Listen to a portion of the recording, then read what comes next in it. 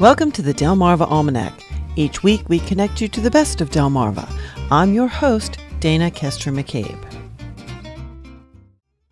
Last week we introduced you to my father-in-law, Vernon McCabe, who has spent over 30 years researching his family genealogy.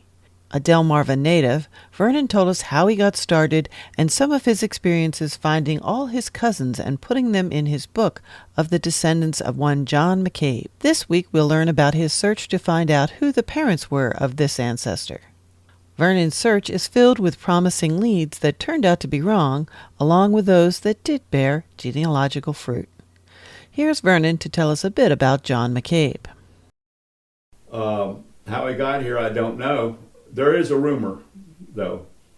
There's not a rumor. There was an ad placed in the Philadelphia paper many years back offering a reward for the return of an indentured servant named John McCabe. He was within a year of our John McCabe's birth, but that could have been explained by how long he had run away from his indentureship, that sort of thing. But anyway, I was telling my lawyer about this one time and explained what was in the description of John McCabe, and that the last part of it was that he was about 5'8", and was missing a toe and had a big mouth. And the lawyer said, it's got to be your ancestor. He came and married in somewhere around 1752, got a patent for a piece of property in Selbyville about 1754, and he ended up fighting in the Revolutionary War extensively, I guess walking most of the time, New Jersey down to South Carolina, I think. And that's really all we knew for until just last spring. Vernon mentioned John's Revolutionary War service. It's worth telling here that John was one of the first to volunteer for Delaware's storied Continental Regiment early in 1777. This regiment served in most of the major battles of the war and was often called on for especially difficult duties because of their reputation as a valiant, cohesive unit of brave fighting soldiers. John McCabe returned in 1783 to Selbyville without many of his fallen comrades, and that is where he lived the remainder of his life. A few years ago, an historic marker telling this story was erected in the cemetery there through the efforts of the former Delaware State archivist Russell McCabe, who is indeed a cousin and in the McCabe book. The origins of Vernon's ancestor John McCabe have until recently remained a mystery. No one knew where he came from. We tried, even had a researcher in Ireland who told me that, well, his name was John McCabe too, and he said he had no knowledge of who the guy came from. Last fall, a cousin from out in Ohio, originating from Selbyville, was scrolling through her internet on Ancestry, and she came across a name that seemed familiar to her. She kept going and found out that Edward Patrick had married the Lydia Winter, and Lydia Winter's father was named Obadiah Winter, and our John McCabe's first son was named Obadiah. And then Edward was also a grandson of John McCabe, and if there are just too many coincidences that can't be, it had to be connected. But then a lot of doubts arose, and I took her information. Anyway, he had 7 kids, 4 of them left records, and I did the descendancies from the 4 brothers. And of course I already had John.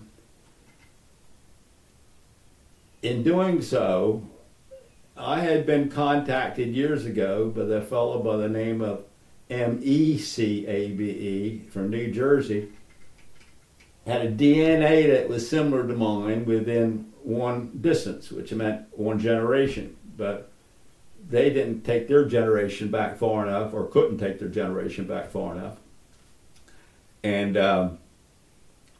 my information came down and connected exactly to him. So that was the further proof. Well, that didn't satisfy some people either. And I tried to find male descendants and the other two brothers' descendancies. And finally, a week ago, I found one up near Albany.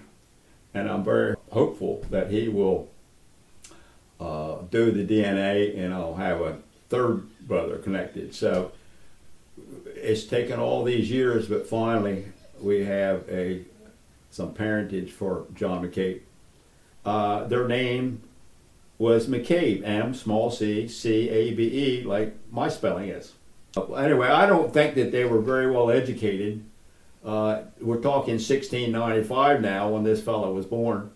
He came into New York. He had the 7 kids. They spread out from there, and within 2 generations, he had all sorts of spellings for McCabe. There was an M-E-C-A-B-E. The one I'm looking at now is an M-C-K-E-E-B-Y. There's another one, M-C-A-B-Y.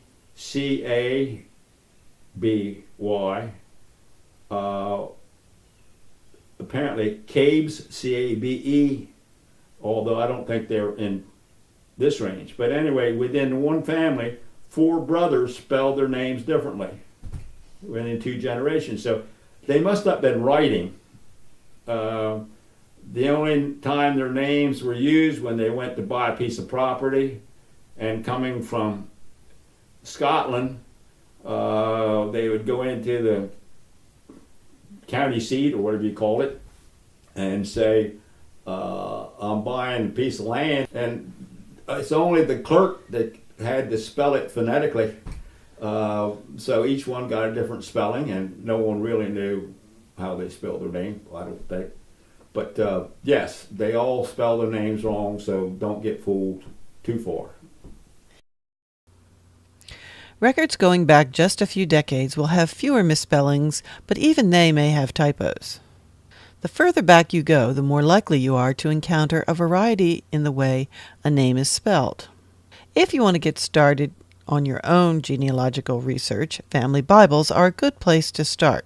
Public records of churches, schools, the census, the military, marriage licenses, probate wills, or property transfers are the next step. Many records are digitized and available online. For example, the Ocean City Life Saving Station Museum has a collection of records for old Somerset and Worcester counties available on their website. I actually found that it was kind of fun to go to the county courthouse and go through the old court records, searching for long-lost relatives. It is a good idea to call ahead and find out what they have available and whether or not you need to make an appointment. There will be minor fees if you want to print out copies of the records. If you're lucky, you'll find that your line connects to someone else's, who has already documented their family members back many generations. Ancestry.com and other pay services can connect you to the work of other genealogists. They have copies of many public records for America, particularly from the census and the military. You will have to pay extra to see records from foreign countries, however. If you'd like to look for your roots here on Delmarva, check out the NAB Research Center at Salisbury University and the Delaware State Archives in Dover. Also, visit your local library. Most libraries have a section devoted to local history, and the main branch of your county library system will have regional records for the census and military service, especially in the Revolutionary and Civil Wars. These organizations and local historical societies hold genealogical workshops from time to time, which we list on our community calendar when we know about them. Visit our website for links and a checklist to help you get started. That's delmarvaalmanac.com/history. Well, that's all for this edition of the Delmarva Almanac. Be sure to follow us on Facebook or Twitter, and next week join us to learn more about our local culture and get connected to our natural wonders. We'd like to thank our community partners, the Friends of Delmarva Public Radio, and our underwriters for their help in bringing this program to you, our audience. If you'd like to become an underwriter for this program, visit delmarvaalmanac.com/support. Our theme music was provided by Brightside Studio. This show has been a Moonshell production. Thanks for listening. Until we meet again, may the rhythms and tides of Delmarva bring you good fortune.